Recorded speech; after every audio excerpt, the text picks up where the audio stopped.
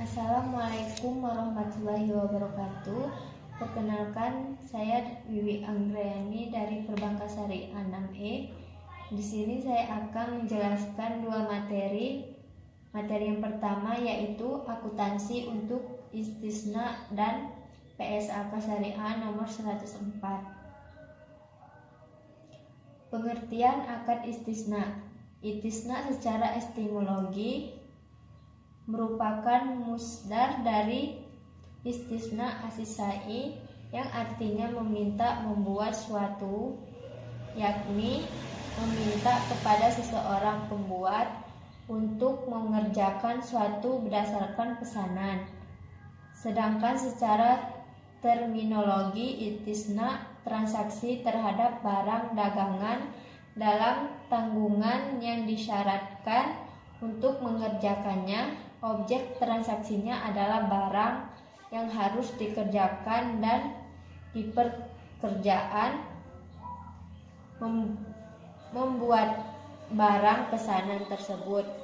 Istisna menurut PSAK nomor 104 yaitu akad menjual beli dalam bentuk pesanan pembuatan barang tertentu dengan kriteria dan persyaratan tertentu. Hal-hal terkait istisna rukun transaksi: 1. Pembeli atau pemesan. 2. Penjual atau pembuat. 3. Barang atau jasa yang dipesan. Yang keempat, ijab qabul. Syarat-syarat dalam istisna. Yang pertama, pihak yang berakal cakap hukum dan mempunyai kekuasaan untuk melakukan jual beli. Yang kedua, ridho atau kerelaan dua belah pihak dan tidak ingkar janji. Yang ketiga, apabila isi akad yang disyaratkan sahni hanya bekerja dan membuat pesanan, maka akad ini bukan lagi istisna tetapi berubah menjadi akad ijaroh. Yang keempat, pihak yang membuat menyatakan kesanggupan untuk menggodamkan atau membuat barang tersebut. Yang kelima, masnu atau barang atau objek pesanan memiliki karakteristik yang jelas seperti jenis, ukuran,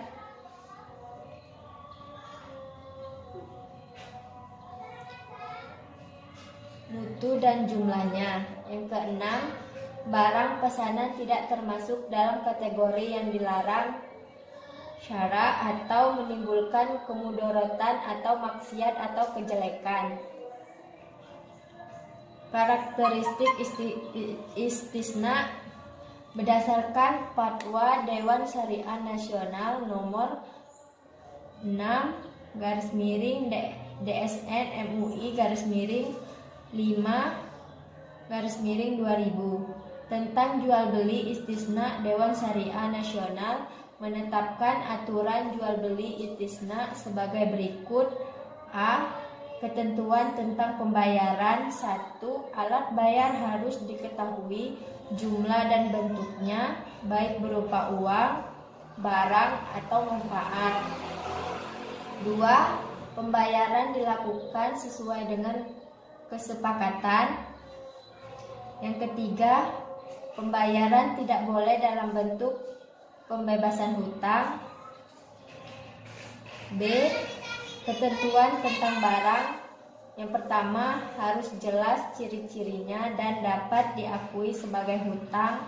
Yang kedua, harus dapat dijelaskan spesifikasinya. Yang ketiga, penyerahannya dilakukan kemudian. Yang keempat, waktu dan tempat penyerahan barang harus ditetapkan berdasarkan kesepakatan. Yang kelima, pembeli atau mustahni tidak boleh menjual barang sebelum menerimanya.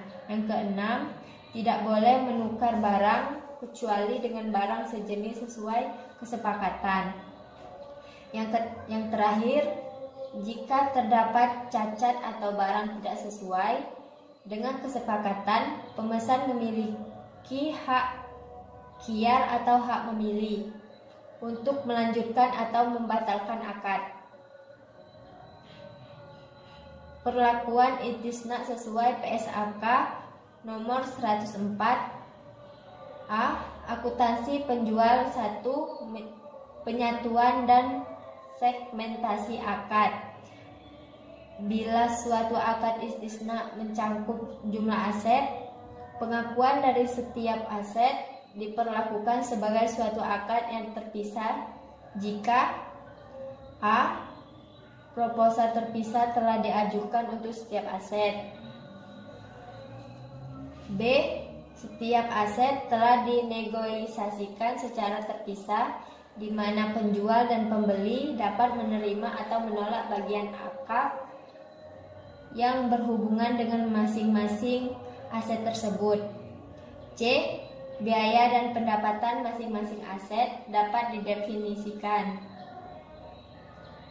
Pendapatan istisna diakui dengan menggunakan metode persentase penyelesaian atau metode akad selesai. Akad adalah selesai jika proses pembuatan barang pesanan sesuai dan diserahkan kepada pembeli. B. Akuntansi pembeli. Pembeli mengakui aset istisna dalam penyelesaian sebesar jumlah termin yang ditagih oleh penjual dan sekaligus mengakui hutang istisna kepada penjual. Aset istisna yang diperoleh melalui transaksi istisna dengan pembayaran tangguh lebih dari 1 tahun diakui sebesar biaya perolehan tunai.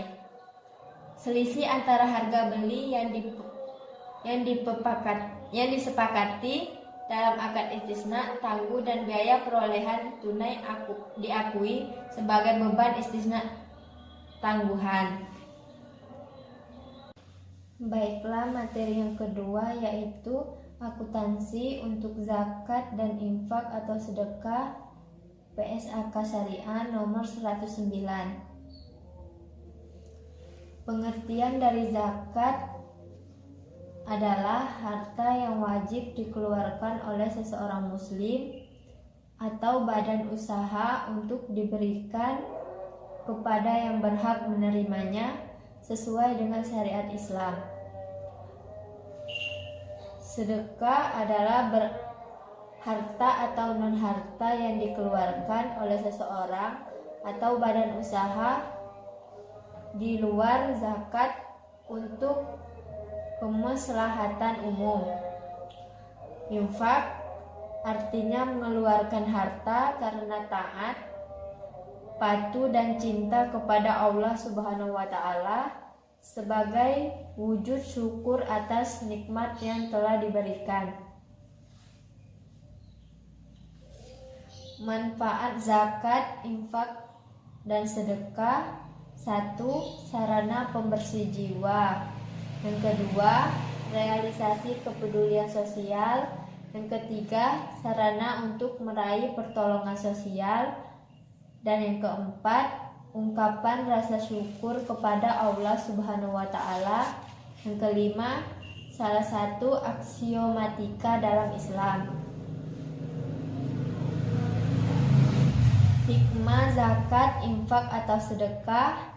Hikmah zakat, infak atau sedekah memberantas penyakit iri hati, rasa benci dan dengki dari diri orang-orang yang di sekitarnya berkehidupan cukup mewah. PSAK nomor 109 bertujuan untuk mengatur pengakuan, pengukuran, penyajian dan pengungkapan transaksi zakat, infak atau sedekah. PSAK ini berlaku untuk akmil, yakni suatu organisasi atau entitas pengelolaan zakat yang pembentukannya dan pengukuhannya diatur berdasarkan aturan perundang-undangan yang dimaksudkan untuk mengumpulkan dan menyalurkan zakat, infak, sedekah bukan untuk entitas syariah yang memberikan atau menerima penyaluran ZIS, tetapi bukan kegiatan utamanya. Baiklah, mungkin itu saja yang dapat saya sampaikan. Lebih dan kurang saya mohon maaf. Wabillahi taufik wal hidayah. Wassalamualaikum warahmatullahi wabarakatuh.